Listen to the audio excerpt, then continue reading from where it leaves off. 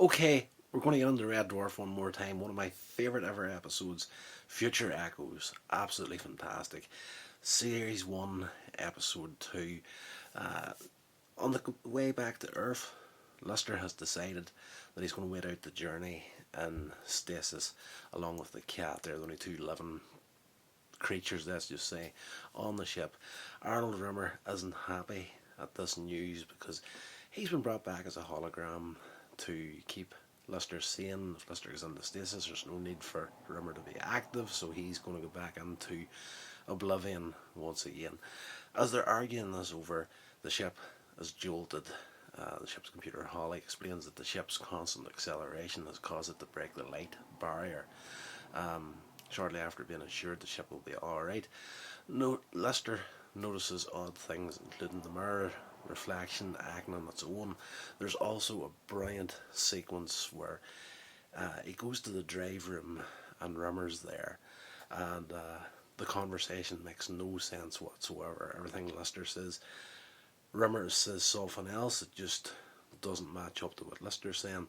And at one point, Rimmer walks out of the room, leaving Lester on his own. Just as he's going out one door, another Rimmer comes in the other door, and Lester tries explaining that he's just seen Rimmer walking out this door, and everything that Rimmer says in the second conversation is exactly the same things that he said in the first conversation, but now it's actually making sense. With Lester trying to explain everything that he's just seen. Brilliant. I love it whenever these science fiction shows, Red Dwarf, Star Trek, you name it, if they get into time travel episodes, I absolutely love it. So, yeah, it is good stuff in this episode.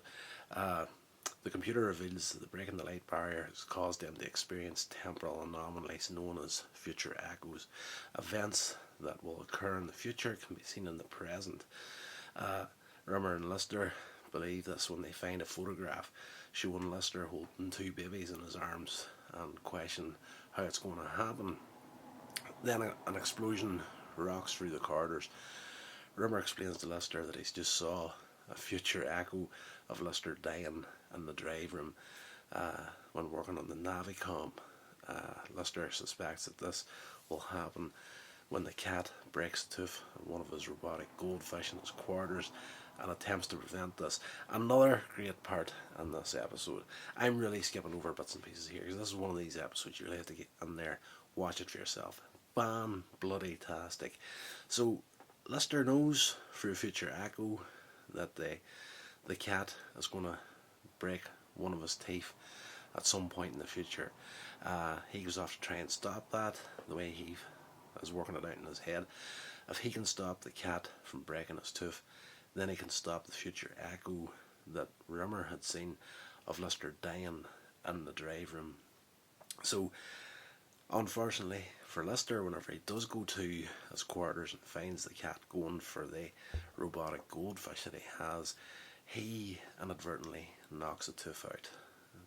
Thereupon he opts to face his destiny and fix the drive room's Navicom when it starts malfunctioning.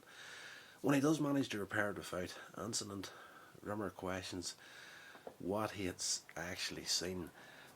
Returning back to their quarters, they soon encounter another future echo consisting of an elderly Lester who explains to Rimmer that he had actually seen the death of one of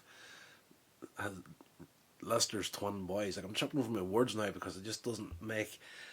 Trying to explain it makes no sense. But you see this old version of Lester on the bed, and he starts explaining that it wasn't Lester that was killed in the drive room. It was his son that was killed in the drive room. All Rimmer seen was the jacket and hat that he was wearing, but this was obviously at some point passed down to Lester. Yeah, so great little comedy moment there whenever Rimmer wants to figure out what happens to him in the future, and he's trying to talk to the old Lester, who is a future echo, and obviously can't hear anything that Rimmer is saying. It's one of these weird things where it's just like, I know this is going to be a future echo, so I'm telling you this now, so you'll hear it in the past, sort of a thing. I'm really starting to cook my own brain with this.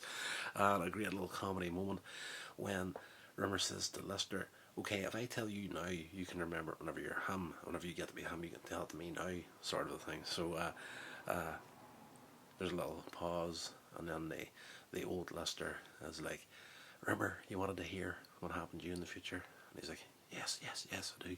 He's like, "Come closer, come closer, come closer again." And then the old Lister laughs in Rimmer's face and disappears. And there is a classic moment that's just coming back to me now as I'm talking about it, where Holly, the computer, can change the appearance of Rimmer. Just Rimmer asks him for anything, he essentially gets it in the spot. It's like, you know, clean my teeth, Holly. And she's like, yes, here, sort of a thing. Give me a fresh uniform, and his clothes change in the spot. And Holly messes with Rimmer, something shocking throughout this episode with different haircuts and stuff. Fan bloody tastic. Yes, before the old Lister disappeared, he tells him to head off to the medical unit with a camera. As they do so, Lister questions Holly about the range of future echoes, to which the computer replies that the faster they go beyond the light barrier, the further into the future they can see. However, now that the ship is starting to slow down, the future echoes will begin to become closer to the present until the ship resumes normal speed. Before the pair reach the medical unit, Rimmer questions Lister, you know, how would you get twin sons with no woman on board? Lister replies he doesn't know, but he believes it's going to be a lot of fun and a laugh to find out. At the end of the episode, the pair of them see a future Lister of a similar age walking out of the unit with two crying babies and poses for the photograph. And we go to credits from there. Fantastic little episode. And now that I've said that thing about Rimmer and Holly messing with him with the haircuts, I'm starting to question now if that is actually in this episode, because I haven't watched it in a while. I have been bouncing off Red Dwarf recently since having watched that final special, but I haven't delved too deeply into episodes 1 and 2, or series 1 and 2, sorry, because I'm such a big lover of them. I felt I didn't really need to watch them this time, so I've kind of bounced off series 3 and headed on a little bit from that there, but I do believe it is in there. If not, apologies. But now that I've done these couple of reviews here, I am actually going to jump in and watch the series properly from episode 1 right the way through as we're doing these reviews here. Fantastic episode. It's very hard to describe the humour in Red Dwarf in a video such as this. Like I said that in the last video too. It's all the delivery and the just how the characters interact with each other. The level of sarcasm is off the chart in the majority of the comedy on the show. Very, very great series. If you've never watched Red Dwarf, definitely check it out. For me, particularly, those first two series are phenomenal. Like a lot of the fans have said that over the years. As Red Dwarf went on and got more and more successful, they got a bit more money thrown at it. They were able to do more as they went on, and the stories did get a bit bigger, and the sets and everything progressed into something more than what these first couple of series had. In episode 1 there was a moment where they were explaining the whole hologram thing, and the ship could only sustain one hologram. So there was a character that died, and in the drive room they had a going away thing for him, and they put his ashes out into space. And as the captain is going through the eulogy for this guy, and puts the ashes into like a chute to shoot it out into space.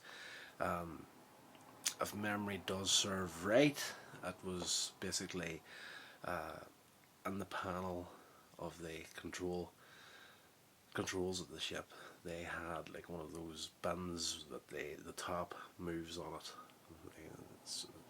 That should be the simplest name on the planet to remember, but I can't recall what you call them. The little lid bins, and you can actually hear the plastic and wood and whatever of the set as he's putting us in here, but the set's supposed to look like the control panel of a starship. You know, it looks supposed to have that metal finish and all on it, but it's clearly wood and plastic. And there's no doubt about it, you can actually hear it. So for me, those earlier seasons, fantastic, and just how simplistic that they were in places. Phenomenal, phenomenal series. Again, if you've never watched Red Dwarf, I would highly recommend you check it out.